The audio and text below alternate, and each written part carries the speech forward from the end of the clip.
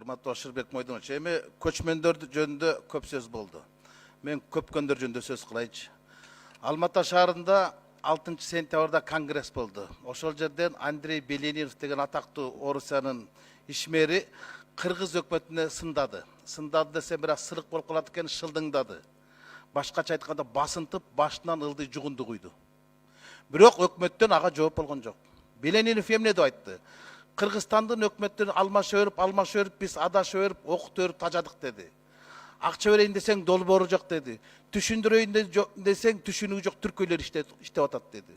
Мындайча айтканда кыргыз өкмөтүнө көкмелер иштеп атат деди. Логикага таяп айтканда. А өкмөттөн эч ким жооп берген жок. Эч ким жооп берген жок. Эгерде өкмөттүн кадыр баркы, ар-намысы бар болсо, аны өкмөттүн башчысы өзү көтөрүш керек. Өзү жооп бериш керек, Мухаммедкалый Дүйшекевич. Белениневдин айткан сын пикирине. Чындап эле ушундайбы? Орустарда айтып коет, молчание знак согласия. Анда биз макул болоюк. Кыргыз өкмөтүнө түркөйлөр иштеп атат, түшүнүгү жок. Бул кандай? Пушкиндин тилинде, Путиндин тилинде жооп берип койсо болот беле? Болмок болчу. Анын ордунда көчмөндөрдүн оюнун жабылышында Черчиллин тилинде чечендигин көргөзүп атат. Англисче сүйлөп атат. Өкмөт башчыбыз. Англисче билген жакшы, бирок ал өкмөт үчүн эмес, өз үчүн жакшы. Эл үчүн инглиш тилинде сүйлөгөн премьер керек эмес. Эл үчүн эне тилинде сүйлөгөн премьер эсеп. Эл үчүн экономиканын тилин билген премьер керек. Мына ошондо айтыш керек. Жооп болгон жок. Экономика министрлиги, финансы министрлиги экономиканы шылтап, бир жумадан бери мен атайын аңдып отурам. Жооп берет бекен Белениновго деп. А убагында Белениновду биз кадырлап, барктап, пистолет берген өкмөт башчы. Сыйлык берген. Президент Данакер деген орден берген.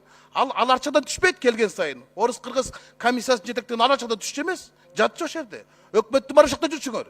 А бүгүн ошол сындады. Жооп жок. Эми Бишкектин мэрин карагылачы. Кимди алып келдиңер? Кимди? Өткөндө Равшан Жээнбеков досум кыйкырып атпайбы? 5 жылда бир жолдо сүйлөгөн эмес депчи. А мен таң калдым, бул 5 жылда бир жолу сүйлөгөн депутатты Гиннеске кириш керек анда десе. Жок, сүйлөптүр да бир жолу. Депутат болуп келгенде депутатты ант бергенде сүйлөптүр. Ошондой экен да. Бишкекке мамлекеттин борбор болгондон кийин макамы бар, мамлекеттик деген мамлекет тилди билген кишини алып келиш керек болчу.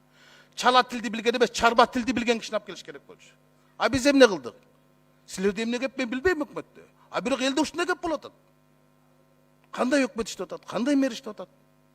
Мына эл арасындагы кепти айтайын атам да.